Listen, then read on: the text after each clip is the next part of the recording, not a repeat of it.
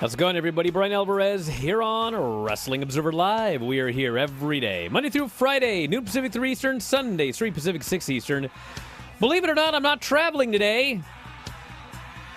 I think 4 straight times I was traveling when massive news broke about Vince McMahon and WWE. But today I am here, and there's a lot to talk about. If you have not heard... And that would be very difficult, seeing as that was actually in the top of the hour news on Sports Byline a moment ago. Vince McMahon has, at least this was the claim, voluntarily stepped down as WWE chairman and CEO while the company's special committee of the board investigates alleged misconduct. Stephanie McMahon named interim CEO and chairwoman until the investigation concluded. So this, of course, was the story that came out a while ago, that he had stepped down. Now he's out. What do I mean by out? Well, if you would have gone to WWE.com early this morning and checked out the list of corporate members and everything like that, Vince McMahon was listed. Now, no longer listed. He is, at this point, completely out of the company, officially. I suppose he might call Stephanie Triple H and go, Austin Theory should be cashed in the briefcase. But he's gone. The new head of creative is Triple H. Stephanie McMahon and Nick Khan are the co-CEOs of the company. Vince McMahon, he's effectively done. He's no longer on the board of directors. And there was a WWE 8K filing that came out today that had a lot of information about what's going on. $14.6 million is what they have found at this point. That is the amount of money that has been paid out. It is possible there is more money to be paid out. And obviously, we got a lot to talk about. So stick around, everybody. Back in a moment. Wrestling Observer Live. Hey there, everyone. It is Denise Salcedo. I am back with another commercial break, and this time I got some games for you all here today. But playing with me, you guys know him from the Brian, Vinny, and Craig show, Craig Proper. What's up, Craig? Hi, how are you doing? First game that we are playing is Can You Spot the Difference? I'm going to give you 30 seconds per photo to spot the difference. Craig, are you ready? I'm as ready as I'm gonna get. Can you spot the difference?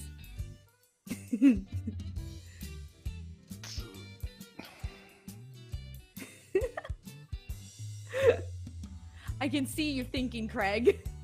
Oh my goodness. 15 seconds have gone by. Yikes. Time is... It's the star on Brett's boot. Yes. All right, you got it. For those of you who are watching the video, it is definitely the star that is missing in Brett's boot over on the right image. What is different in this picture?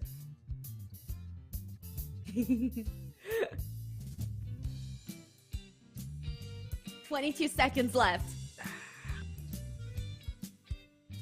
17 seconds. We're down to the wire, Craig. Oh my goodness. 10 seconds. 9, 8, 7, 6, 5, 4, 3, 2, 1. You don't have it? I don't. You will notice that the logo on the turnbuckle is actually incorrect. On the left image, you have the regular photo, which is the WWE logo. I cropped it out, took those out, and I put the WWF logo. Can you spot the difference in these two photos? 18 seconds left. Good night. 13 seconds. 10, 9, 8, 7, 6, 5, 4, 3, 2, 1. Craig! It's not his nose, is it? It is actually his nose, Craig. Okay. You got it. It is the nose. I basically made it like larger and more round than it normally is. What is the difference in this photo?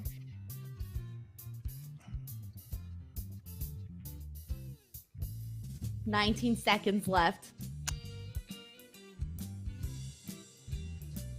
Oh no, Craig. 9, 8 seconds. 7, 6, 5, 4, 3, 2, 1. On the right image, you will notice that there is a tattoo underneath CM Punk's leg. That is a fake tattoo that I added. He does not have that tattoo on his body.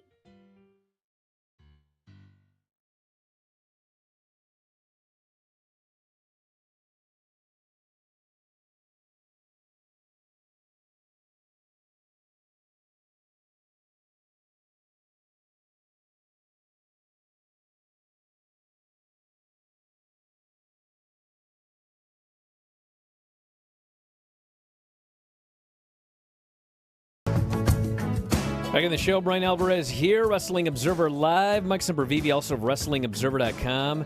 I presume everybody listening to this knows the story of what happened with Vince McMahon. I don't think I need to go back to the very beginning.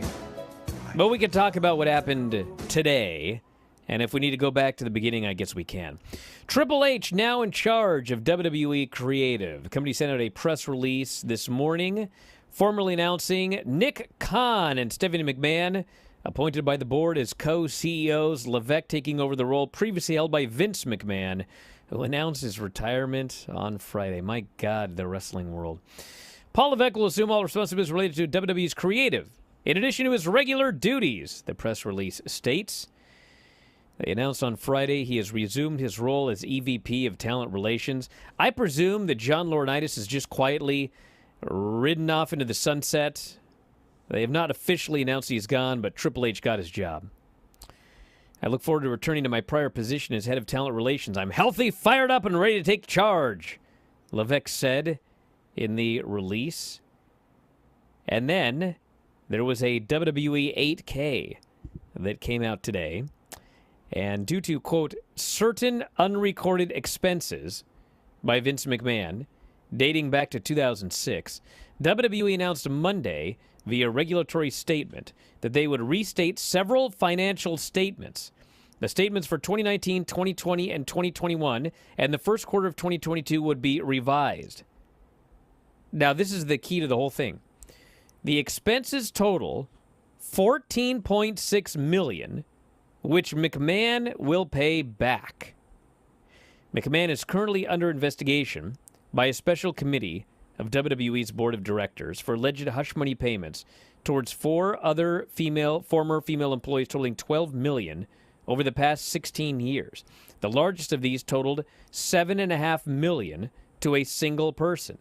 McMahon, who had voluntarily stepped down as chairman and CEO while the investigation was going on, retired on Friday, ceding all responsibilities. By the way, it was noted in the 8K that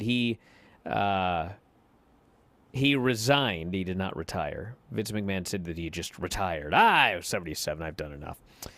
And et cetera, et cetera. So here's what I got to say about this. Then we'll get some thoughts from Mike. I got a few things to say. So buckle up. Should I adjust my my chair? Yes. Okay. There you go. Well, listen, here's the thing. So Vince McMahon, obviously, these NDAs, they are real. Whatever happened, he paid off, at least that we know of, 4 women totaling $12 million, okay? They have claimed, and he has claimed, that he used his own money to pay off these women, these NDAs. His own money, that's what they said. Now they are reporting that there are expenses totaling $14.6 million, which Vince McMahon must pay back. Now, when everybody read that this morning, the presumption was, well, he must have used company money to pay off these NDAs. Well, they have reiterated today that Vince used his own money to pay off these women. These were his personal funds. Which then begs the question, well, if these were his personal funds, why does he owe the company? Why is he paying the company back why would you pay back $14.6 million if you used your own money? This doesn't make any sense. So I have a theory. My theory is that there are 2 issues here, okay? let's say that I hire Mike Sempervive. All right? And I've been paying Mike Sempervive. We'll just make it what's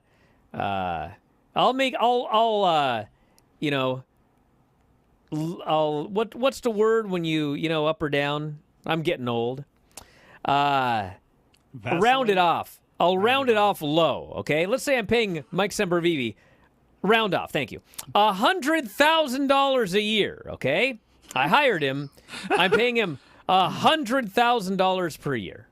Yes. So then I decide, this Mike Sempervive is a good-looking guy. And so I then proceed to have an affair with Mike Sempervive, okay? Now, after doing this, I realize, I don't really want this to get out. I mean, so I decide we're going to do an NDA, and Mike, I will pay you $1 million to keep quiet, okay? So out of my own bank account, I pay you $10 million or $1 million to just, get out of here, okay? Go away. Don't ever mention this again. This is our NDA. I'm giving you personally $1 million. So then, it kind of comes out, and then Dave and Tony and everyone realize, bro, you paid this guy $100,000 a year for the last decade, or 12 years or whatever it was. Because it was good, wasn't it? Let's just say. So then maybe the idea is, well, you know what?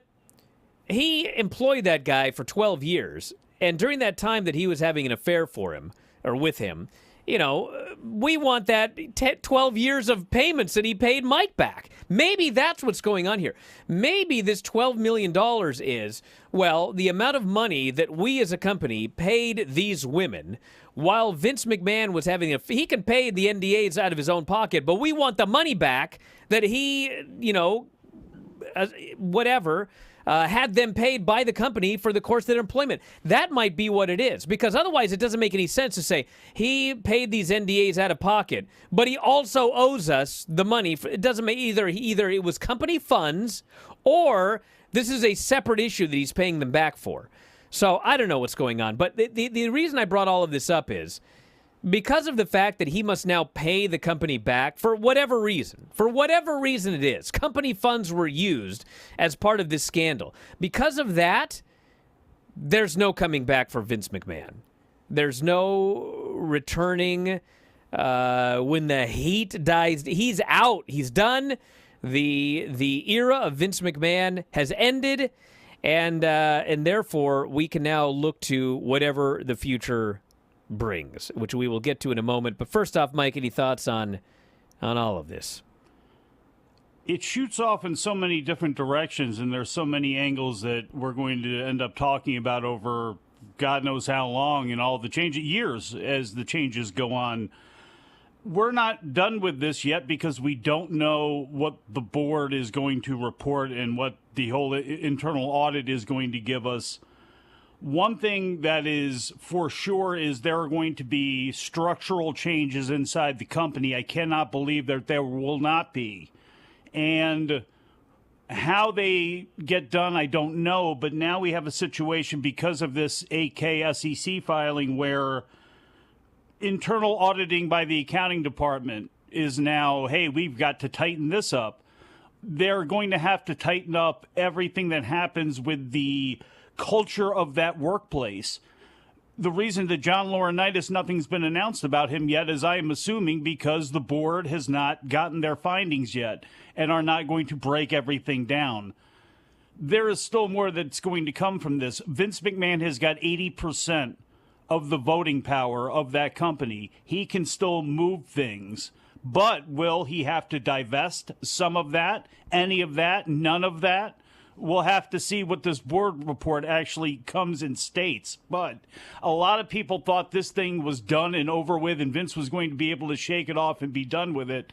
That obviously proved that that was not the case. And we'll have to see what the Real Sports report is going to be from HBO. We know the tact that Vince has taken with them in the past. It'll be interesting to see how WWE is treated in this, how they treated Real Sports back. I mean, that's fascinating to me. And a lot of people were saying, well, nobody else is reporting on this stuff. Bottom line is, Wall Street Journal was just step one. Other people wanted to do their own reporting. We've seen Variety kind of reach out and do little pieces of it. We'll see if this HBO one is the only one that happens. Well, I will say that there are rumors that the Real Sports, HBO Real Sports story on Vince is, one person used the term, I shouldn't even say, let's just say damning, and that there might be another Wall Street Journal article coming out this week. So they may have gotten ahead of things with his resignation on Friday. Back in a moment with more Observer Live.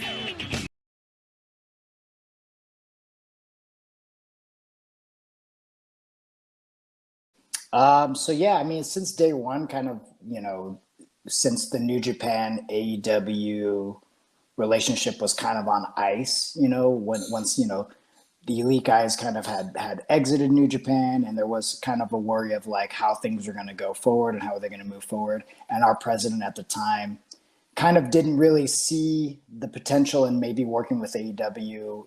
We already had partners in ROH and CMLL, so like maybe they were thinking like, well, let's see how this AEW thing turns out before jumping into it, so we don't offend our partners. Obviously those guys had left ROH too, so like it was a very messy, complicated situation. So now, jumping forward to, I would say about a year and a half ago, when Kenny called me and had, pitched the idea of kind of opening the doors a little bit. Obviously Moxley was still kind of working with New Japan, and Jericho was as well. But the Kenny and the Bucks were obviously a pivotal, important part of New Japan prior to AEW. And so, with that, and they're EVPs, so, they hold quite a bit of power. So not wanting to just forget about them completely, we had to kind of like open the relationship, and Kenny kind of opened that, and said, hey, I have this idea of working, Kenta coming into AEW and working with Moxley since they already had a storyline. And that's kind of where everything started. And, going forward, I've kind of always been like in between AEW and New Japan since that day. And so it just continued on when we started talking about this, this Forbidden Door show and what it could be and possibly be. Then I just went back and forth between AEW and New Japan and tried to be sensible and try to be the one that to kind of communicate how everybody, what the ideas were, but also like sentiment and just kind of like what, overall what the show needed, whether it be like, hey, we need more of this, or we need more of this, or hey, let's not forget about like American fans like this, or Japanese fans, we need to cater to them this way, kind of like really trying to break that down. Well, I've been working with Tony a lot, ever since the relationship opened up. So that's kind of where it started, and really communicating with Tony and all the things that you've seen that, people showing up on AEW television and AEW stars coming to New Japan Strong.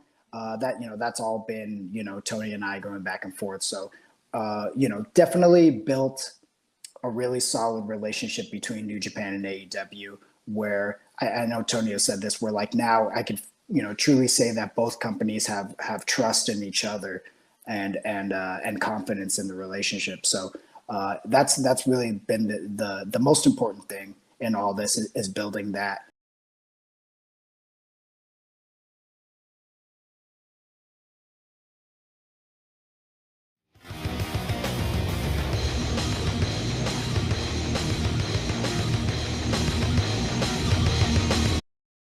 Alvarez here, Wrestling Observer Live. Mike Sempervive, also WrestlingObserver.com. This person suggests perhaps he used his own money and then expensed it. Company paid him back.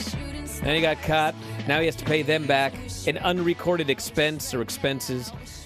So yeah, one way or the other. I mean, now that this has come out that he owes the company $14 million for all of this, as noted.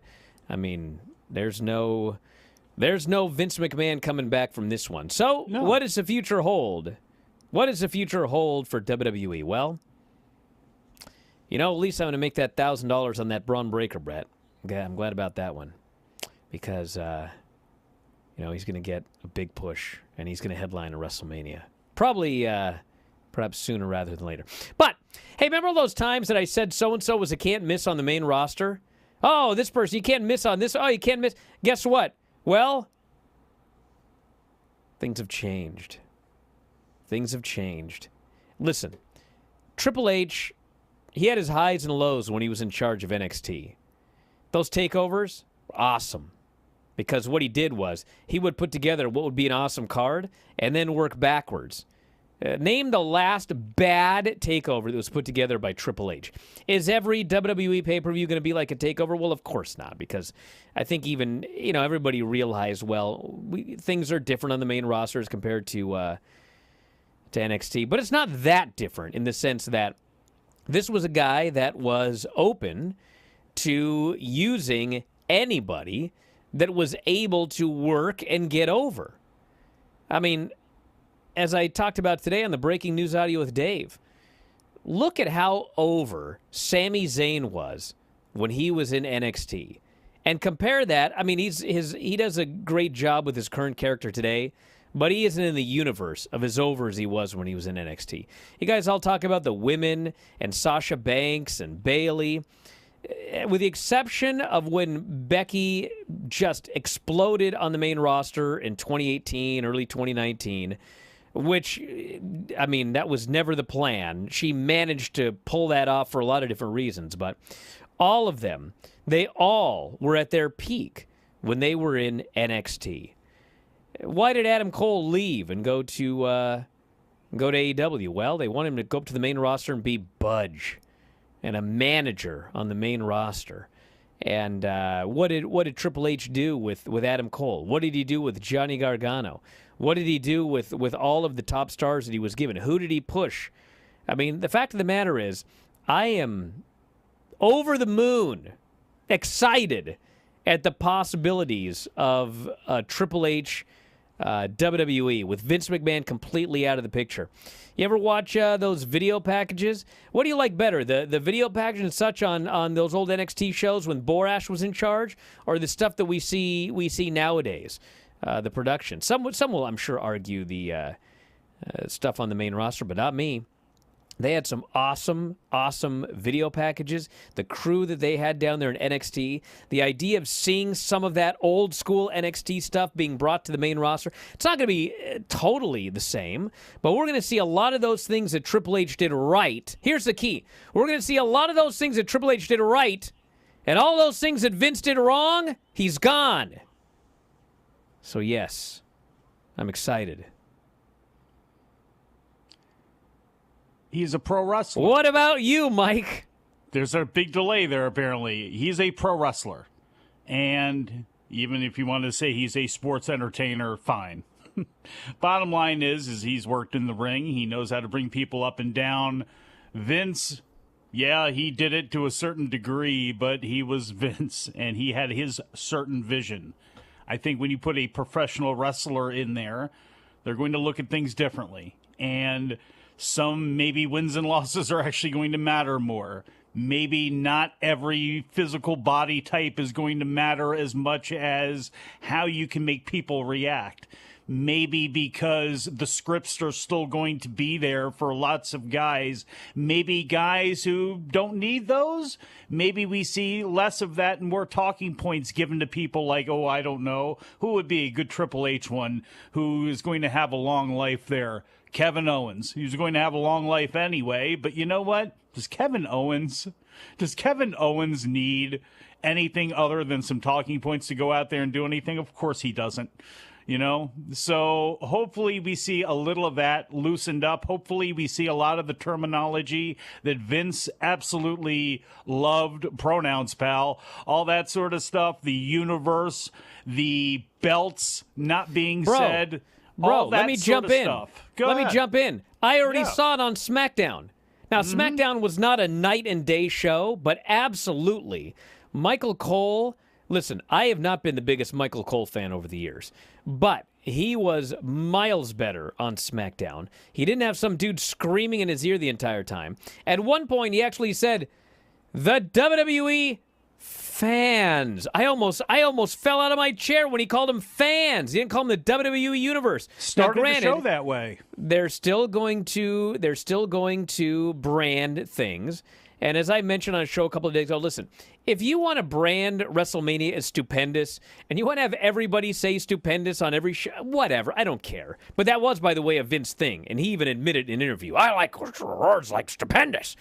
But listen, if you want to do that now, that's fine. But let's loosen up a little bit. Let's say fans. Let's say belts.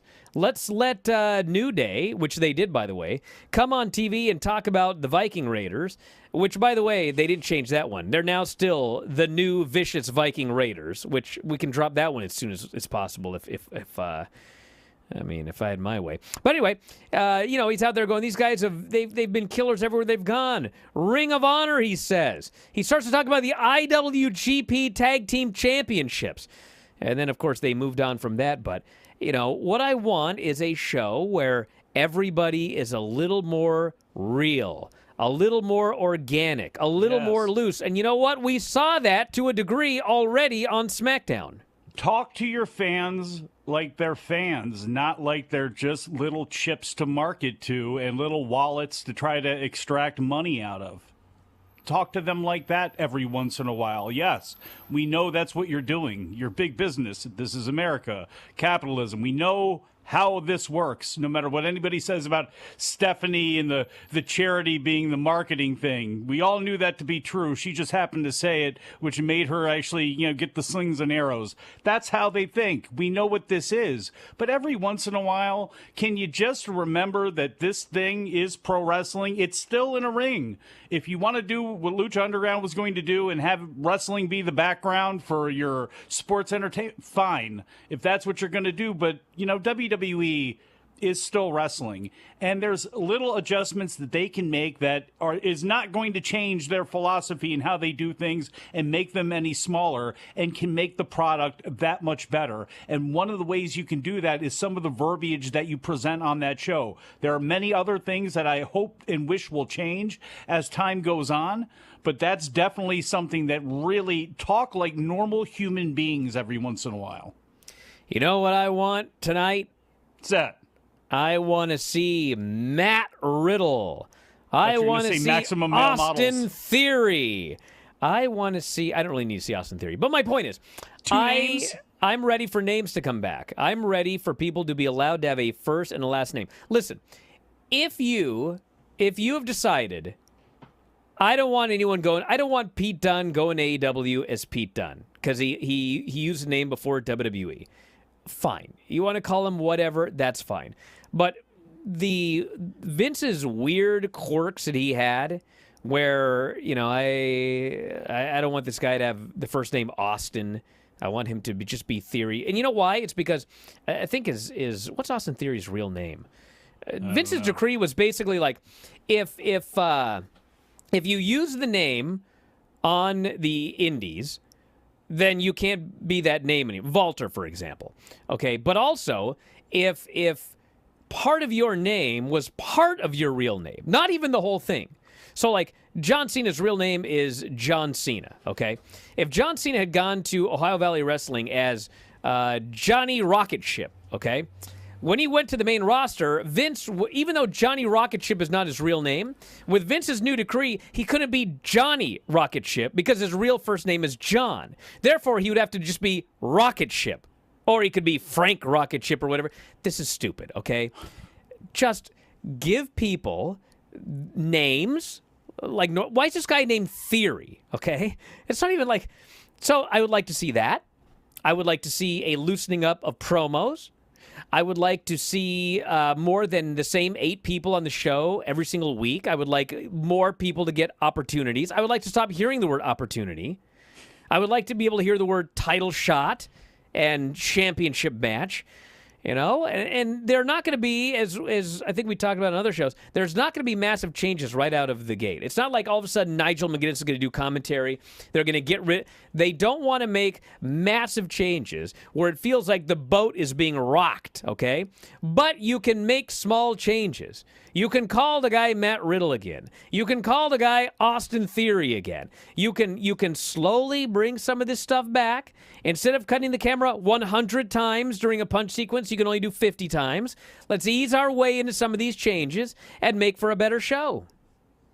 and have better, more cohesive planning, because he was Austin Theory on the indie scene long before you signed him. It was a pretty cool name. It fit. He was fine because he's Austin White and because he used the name Austin Theory on the indie. I mean, plan this stuff out better, and I hope that there's better. With Triple H overseeing everything, make sure that NXT, you have something set there so we don't have these changes like Butch and these sudden changes like Raquel Rodriguez when we get up to the main roster. Because it's Hey, listen, when we come back from this break, I'm going to tell you something that's 100% changed for the better. Back in a moment, Observer Live.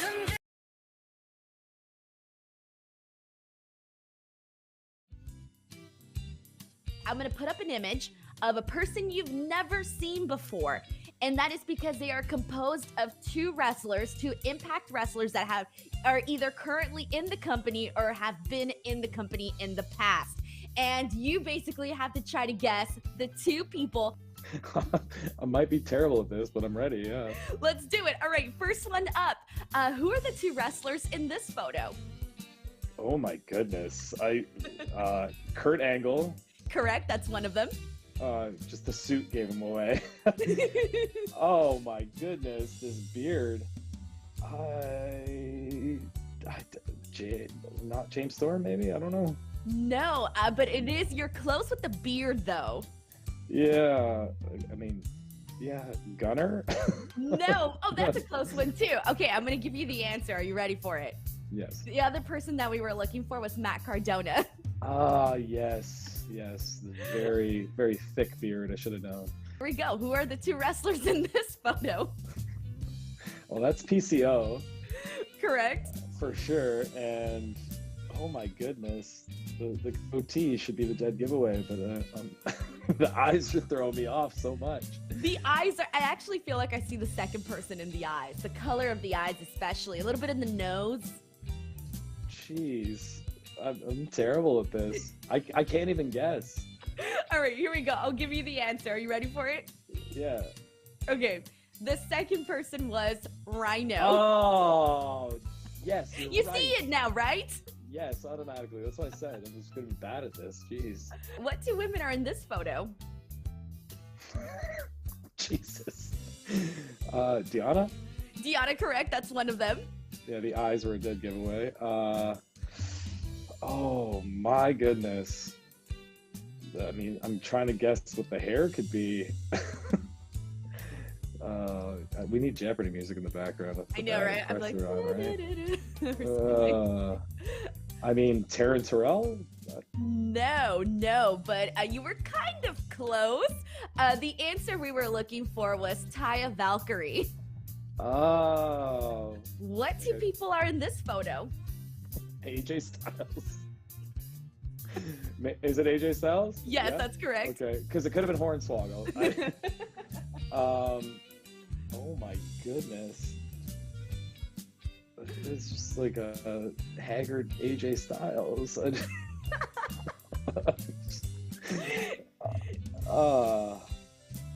really bad at this. It's the nose for sure, and the eyes that are supposed to give this away. Is that me? Yes. Oh, that's brutal. Oh. At least I got one. That's why I was dying in the background.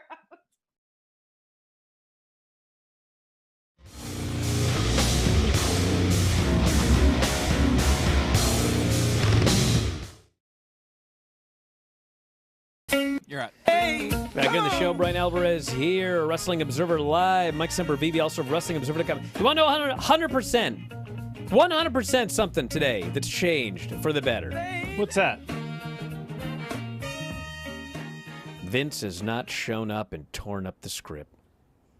and he never will again. I'll do it by phone, pal.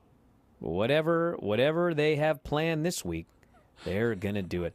You know, I make fun of these writers a lot. There's going to be a Zoom meeting at the Gorilla. I'll be there. I make fun of these writers a lot, which probably is not fair, but I also read some of the promos they write, and it is fair. But, you know, you got a writing team of 40 blokes, which you don't need, but that's Stephanie's idea of dating back like 15, 20 years, and so they're going to keep doing it. But, if you have, let's say you have a really great, let's say you actually have a competent, great writing team of they all have experience in wrestling and blah, blah, blah. Well, if you put a show together, if you spend a week putting a show together, and some madman comes in and tears it up on Monday, and you got to rewrite the thing in an hour, well, it doesn't matter how good you are. That's probably going to be a pretty crappy script, and it's not going to make sense. It's not going to, it's going to be raw that we've seen over the last couple decades here. Well, if you got a competent writing crew, and they have a week to put their show together, and that dude doesn't come in and tear that thing up on Monday, I guess we're going to see. I guess we're going to see pretty quickly how much better continuity and such will be when you don't have a guy tearing up the script every Monday and Friday.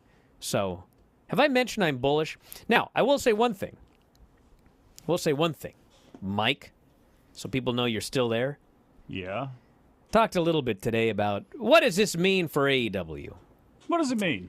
Well, we don't know because that would be trying to predict the future. But I can tell you one thing. What this means for AEW, a lot is going to have to do with their next television deal. If they get a great television deal, then I'm going to be even more bullish than ever. If they get a poor television deal, meaning roughly what they're making right now, they're going to be in for some rough waves in this listen to sea of Kreskin here. change. Man, Yeah, look at you. because here's the thing. Here's the thing, Mike. Listen, okay? I'm not busting your balls. I know you're that part is absolutely obvious, right, but it's like. but I'm going to tell you why that's the case, okay? Go ahead. All right. Do you remember when Chris Jericho left WWE and he went to AEW? Remember that? Mm-hmm. Yes. Remember like a whole bunch of people left WWE and they went to AEW? Yes.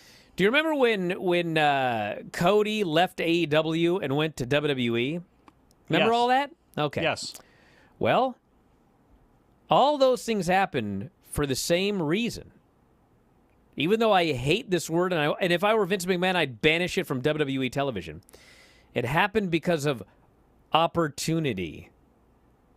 So, there's a lot of people, and I remember when AEW started, I heard from a lot of people that went to AEW. And, they were happy with AEW and everything, but they were mostly happy that they weren't in WWE. And I heard from many people, I will never go back to WWE. I hated that place. And they would go on and on and on. Everything that we talk about on this show and that you hear whenever people leave WWE. Well, Vince is gone. And the number one name that I mentioned so many times is Darby Allin. Because I interviewed Darby Allin on the Jericho Cruise, and he said in the room with me and Dave, on the record, I will never go to WWE. I will never go to NXT. I will never go.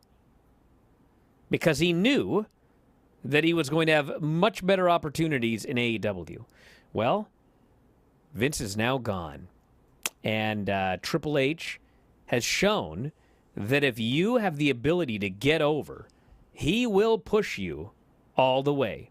So a lot of those guys, I'm not going to mention any other names, but Darby did say things on record, and I don't know what Darby's thinking right now. Maybe he still thinks I'll never go there. But there are people that last week would still be on the I will never go to WWE train, who I don't think are on that train anymore. I think that they will now consider it.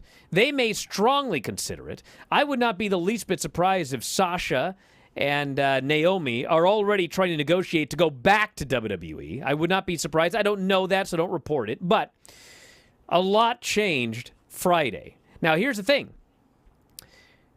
You watch AEW lately? You looked at the AEW roster? Dude, they got a lot of people on that roster. And there are a lot of people that are not being utilized, okay?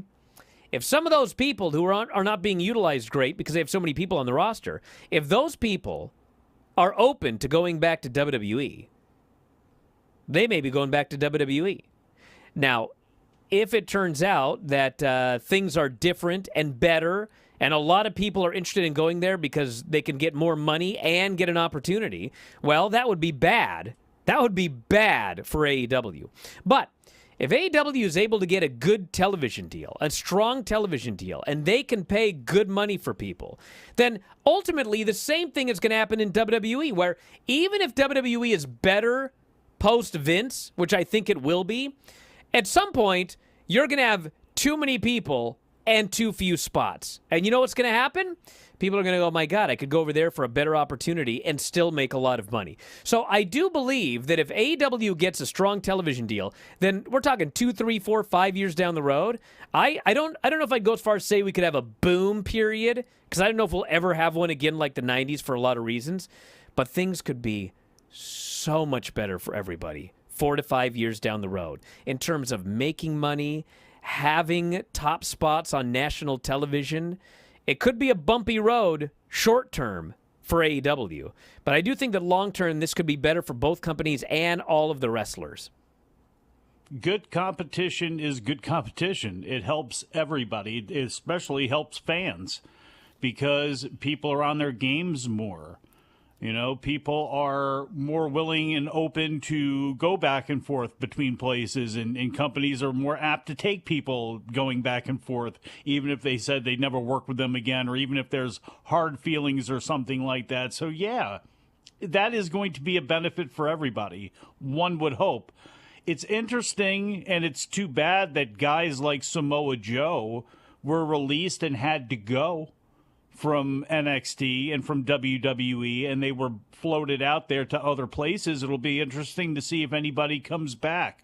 Your Gabe Sapolskys, your people like that. I wonder if Allison Danger, the situation with her would have happened under... again, if Vince was gone and things had shaken up, and again, those types of people I'd like to see come back. I'd like to see get an opportunity again inside that company. Jeremy Borash being bumped up to the main roster to do some of the things that he's doing in NXT and the crew that he works with, not just him, but everybody involved in that. You know, definitely what is needed is fresh eyes for production on the main roster. Doesn't mean you have to kill Kevin Dunn off, but at some point, if you're going to make wholesale changes, he's probably going to want to step out of the way, so better to get him out. I know everybody is rushing to get Bruce Pritchard out, but what did Bruce Pritchard do when he got fired the first time around? He went to Global because he knew pro wrestling and he wanted to stay in the pro wrestling business and he liked it. And his main job is serving Vince and trying to take Vince's thoughts and ideas and have them come out on the screen. And he's been amazing at doing that. He's been an amazing yes man for Vince. Who's to say that he can't be an amazing yes man for what Triple H's vision is? Because it's not like Bruce Pritchard forgot about all of those years of Houston wrestling. You know what I'm saying? So, like, if whatever Triple H wants, Bruce Pritchard may actually be a benefit for him. Ed Koskey, the writers, all that sort of stuff, that stuff with Stephanie, we're going to have to see if that changes. There's no reason to believe that it will. My hope is, like I said before, we give talking points more to the people that have earned talking points, and we let things flow, as you said, a lot more organically on these shows. It'll make it for a better production because, look, slip-ups by announcers, slip-ups by guys in the ring, things like that, you don't want botchamania moments, but you do have moments that you can feel real because they actually happen. Hey, guys, I got talking points for you. I got 3 of them that I've seen here on the chat. Do it. Number 1, this guy goes, Triple H is not the second coming of Christ. Well, you're correct. He's not the second coming of Christ. But and this guy goes, he's being overhyped. Okay, listen.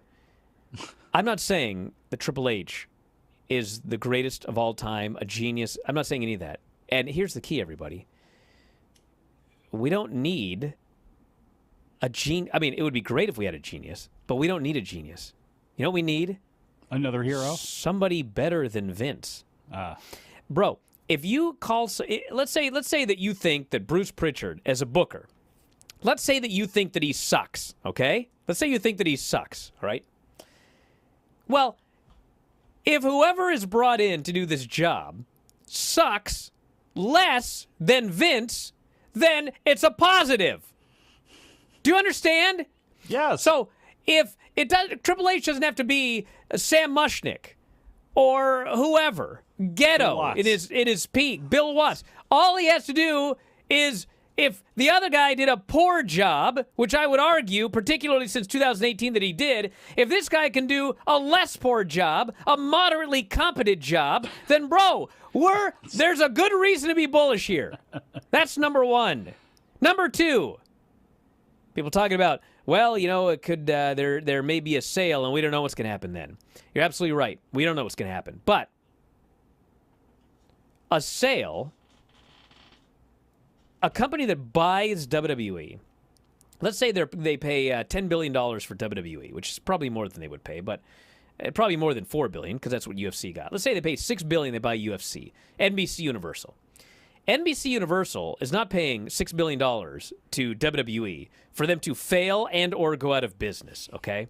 So, I don't know what's going to happen if a sale occurs, but I do not believe that if a sale occurred to NBC Universal tomorrow, we would see more severely massive changes than we're seeing now with Vince McMahon merely being gone. If this did not happen with Vince McMahon, okay, but instead on Friday they sold, and NBC Universal in buying WWE said, we have purchased company, Vince McMahon will still be in charge of creative. I honestly think we would have seen less changes with a sale and Vince McMahon in charge than the number of changes we're going to see now without a sale and with Vince McMahon out. So whatever you see here, now that Vince is gone, I think that it will largely carry on the same once the company is sold, which it almost assuredly will be at some point in the next 5-10 years. So we'll see what the future holds. But I people that are like, oh my God, I hope we don't have a sale. But the sale, you should not be worried about a sale of WWE. The biggest bottleneck in future enjoyment and success of WWE is not who owns it. It's who runs it. And Vince is gone. And finally, I do want to mention Samoa Joe, because Samoa Joe is like everything you ever needed to know about this Vince-Triple H relationship. Samoa Joe went to NXT, got a huge push. They pushed him like a big star. He was over. People loved him. Got pulled up to the main roster. Vince had no idea to do this guy. No clue. Floundered and eventually was fired. Hunter then rehired him in a different role in NXT and managed to get him wrestling again. And then, of course, Hunter was relieved of his duties and Triple H was fired again. Those are the differences between Vince and Triple H in the story of one guy. Back in a moment, Observer Live.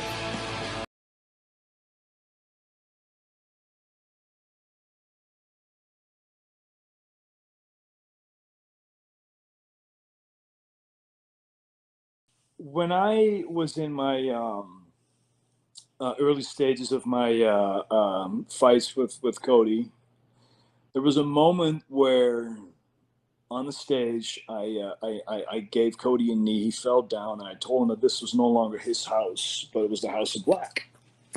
And then fans, because the camera audio was on when I said it, fans started chanting House of Black. And at that point, it kind of got me thinking. And then later on, it was a hashtag on Twitter. Though I am clearly not the biggest social media lights in the world, it caught my attention. And I started thinking, and I always had ideas, because even this installment of what is the House of Black is something that I did over 13, 14 years ago with similar stables with like the Sumerian Death Squad and stuff like that. But now doing it with all the expertise that I have, all the knowledge that I have with, the experience that I've gained over the course of those added 14 years on top of what I was already wrestling, and the success that I had back then, which is ironically the thing that got me noticed to, move towards the United States, etc. I think in this installment, I think it makes a lot of sense to have a guy like Brody King and someone as Buddy Matthews. They have always been intertwined with me somehow, some way. And I presented the idea to Tony. I said, look, this thing kind of grew wings. And if we were to make this an actual existing faction, an actually existing thing, what do you think about Brody King? What do you think about Buddy Matthews? And he was sold on the idea literally instantly. Julia was an idea that sprung up on us as one of the stories was unfolding, and this thought process that we had that certain elements that I do changes people or influences people, and whether or not that is supernatural, I always let people decide, because I, for the most part, actually don't do anything that would describe as supernatural. I think a lot of what I do or present is psychological, because I find that much more terrifying. The human mind is a terrifying thing, implemented incorrectly, especially. And so we started kind of like messing with this idea of having someone, how do I explain this without giving it away? Having someone thinking that they were influenced because they wanted to get away from something versus actually being influenced, and then in our own way, kind of like, I wouldn't say exploiting that, but using that. And slowly we're moving forward. She definitely has her, she has her homework, and she definitely has to, earn her keep in that regard. And she's working hard, and we keep her on her toes.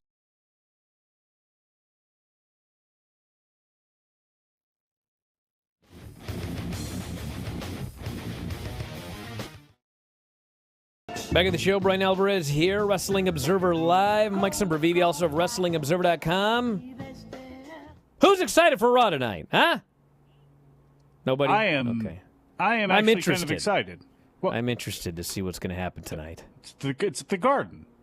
It is the Garden. You should be excited about that. Well, I don't really care about the Garden. It's the Mecca. I care about if the show's any good or not. Jesus. I don't care where the show takes place. I'm not one of those blokes. Come on. Hey, but we have no time to talk about this, really, because we spent so much time talking about the Vince story, which, in fact, is the biggest story in all of wrestling. But we do have Dynamite Wednesday with the return of Daniel Bryan. He's been cleared, Bryan Danielson.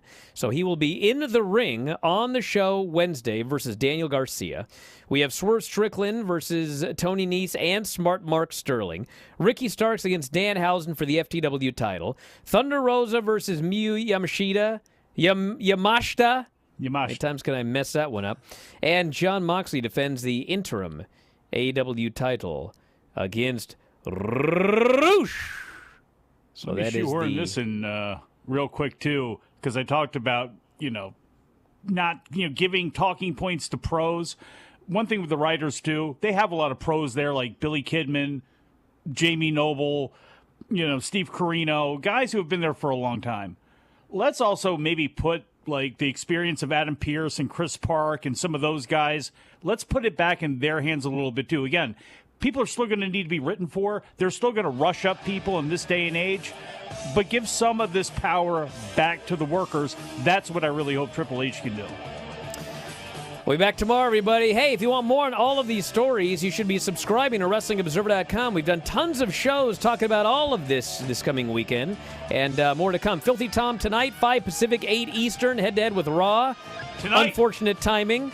We'll do that. Back here tomorrow with more. Hall, he wins. Thanks for listening, everybody. We'll talk to you next time. Wrestling Observer Live.